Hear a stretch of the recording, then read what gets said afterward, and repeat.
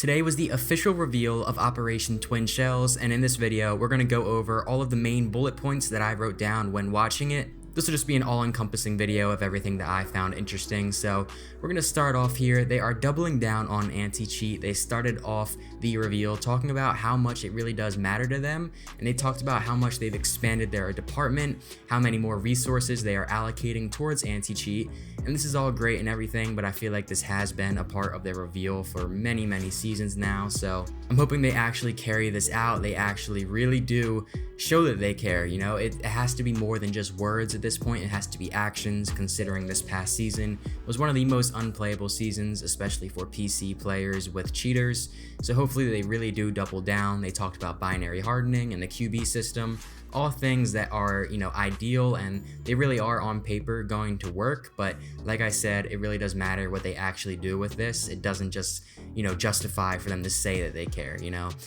Next up, what they talked about was the new post-action report. In my last video talking about some of the patch notes, they obviously had already announced this, but I talked about how I didn't really care that much about the post-action report, but it actually looks really cool. I'm not even gonna lie to you guys, like, I'm not really one that cares all that much about user interface or things like that. I more so care about the actual gameplay of, you know, Rainbow Six Siege. But this is pretty cool. I mean, look, you get to see your own player, you get to see like stuff like that. And then the thing that's the most cool to me, which I feel like is crazy they didn't have in the game before, is that you're going to be able to see like your clearance level, your battle pass, and your rank all, you know, move up or move down accordingly after a ranked game or whatever game on the same screen. Like, that's incredible. How have they not come up with that before? I think this is going to be great. It makes so much sense. Like I said, it doesn't affect the gameplay or anything, but it makes life so much more smooth for someone who's, you know, constantly queuing into games. So I think this is really great overall. Next up, which is a complete out of left field addition, there's a drone boost now on every drone in the game. So if you guys missed it, I don't even know how else to describe it. Like, literally you get, well, I think it said 3 of these little boosts every single round, like for each drone, I guess. And you basically just get to move faster in the drone. Like, it's like a sprint button almost. Like, you constantly are walking or whatever with the drone at that speed, and then you get to sprint with the drone. You know, I don't even know how else to explain it. I hope you guys can sort of see on screen what I mean by that. But I don't know, I guess this is kind of cool. This is an attempt at them sort of buffing attackers, which I don't know how much it really is working. It's not like it's totally game changing or anything, but I appreciate the effort. Something, like I said, completely out of left field. Never saw this coming. No idea where this even came from to begin with. But, you know, really interesting. I think this is going to be cool. Especially, I think it's a little bit overpowered that you can have Clutch drones and Flores drones and Twitch drones, like all of those to have the sprint boost. It's going to be a little bit much, I think. I'm sure that this will probably get changed around, but I don't know. It's interesting. Let me know what you guys think about that. Next up, we have the Siege Cup beta. This is something that is probably the most excited for I've been in Rainbow Six Siege for a very long time, you know, all operators aside. Just looking at the Siege Cup, it's going to be incredible. It brings a whole nother level of competitive gameplay to Rainbow Six Siege, which is something we really need. You know, ranked has gotten much less competitive over the years, in my personal opinion. That's why you have all of these different websites now that do their own sort of competitions, their own tournaments. And now Rainbow Six Siege is basically combining that with their own interface and completely integrating it into their own system. And I think this is incredible. They talked about the first Siege Cup obviously only happening in PC for this season, but they talked about it happening within the first few weeks of Operation Twin Shells being out, and then they will have an additional tournament every single 2 weeks. So I think this is awesome. It's going to be amazing. You have to queue up with 4 of your friends, so you have to be in a complete 5 stack to do it. I think it's going to be so much fun. Like, I can only like imagine the amount of content that I can make with this. And then next up, we have the shooting range during matchmaking. This is something we already knew about. While you're queuing up for a game, you're going to be able to get into the shooting range, stay warmed up, sort of get some extra reps. And they also added cover into the shooting range, which is interesting. I didn't know about this before. It makes sense. This makes it a little bit more really game speed. You know, it's not necessarily just a bunch of dummies all walking around or anything like that. It kind of feels more like the game. You know, I like this a lot. And the last vague thing that's coming to the game, you know, all operators and balancing aside, is a 1v1 custom playlist. Now, this is really interesting to me.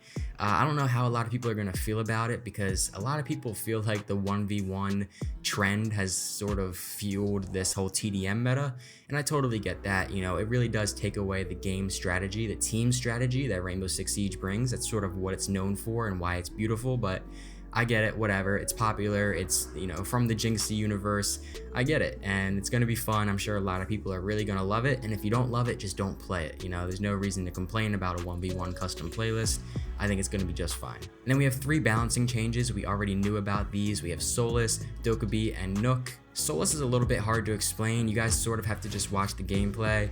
So they are pretty much giving her an overclock ability is what they're calling it. So pretty much when you activate the overclock, it's going to instantly refill your goggles or your glasses or whatever you call them. And then attackers will know that Solis has spotted their gadgets. So that's another change. It's not really a buff. That's kind of, like I said, just a change around. So pretty much the attackers will be able to see that Solis has, you know, identified their gadget. And then another thing that is tweaked is that she is only able to see gadgets that come across the center part of her screen, the center part of her electronic goggles or whatever. So I guess, you know, it's really, now that I'm thinking about it and I'm talking about it out loud, it's more of a nerf. It's not a buff. Like, I mean, it's all different. Like how I said, it's not really one or the other. It's just definitely making her much more weak in a different way, you know? And then next up we have Dokkaebi. Pretty much you start with 0 logic bombs at the beginning of the round, and then every 45 seconds you get a new one, and obviously you only get 2 per round, so in the span of a minute and a half of the round being on, you'll get your 2 logic bombs. Like I said, again, it's really not all that much of a game-changing nerf here. Like, I mean, Dokkaebi is still going to be insane, so I don't know. And she's only going to get better when I introduce this next operator. She's a direct counter to Skopos, but we'll get into that. And then with Nook, it's a little bit interesting again. So basically, the gadget that Nook has will only consume battery when she's moving, is the best way to describe it. So if you're sprinting, it will deplete quicker, if that makes sense. So it's an energy-based time bar in a way. And then additionally, they are buffing the FMG9. I'm pretty sure they said it's going to be a recoil and damage buff, but overall, it's either way. They're making her main gun better. This isn't all that game-changing or anything. I think that it will increase her pick rate, but it's not going to make her overpowered. And then one more thing before we get into Skopos, they announced the Versus AI 2.0 against attackers. Pretty much just the Versus AI versus defenders, except you have attackers that are coming at you now. It's really, really cool. I think it's awesome what they're doing with AI, and they're doing a really good job of it. They're constantly improving it, so this will be great, really fun to warm up and train with. And now we got all of that other stuff out of the way. Now we have the fun stuff with Skopos. So she has 1 robot that gets to be active and 1 robot that gets to be idle, okay? And pretty much the way that they describe it is that the active shell, right, the active robot is the operator, and then the idle shell is the gadget. So you kind of get 2 in 1 here. A common misconception, you don't get 2 lives, you only get 1 life. So it's 2 bodies, 2 robots, I guess, but 1 life, okay? So if your idle state dies, you know, you're done. If the active state dies, you're done no matter what, even if you're not in one or the other, okay? So basically the idle state can be used as a camera, which is why I said it's more of the gadget. And then the active state is like the operator. You know, you get to shoot and do all your normal things just like normal. And speaking of shooting, you have the new PCX-33 assault rifle being added to the game. It looks really fun. I actually love the way that this is playing from the gameplay video that we are looking at.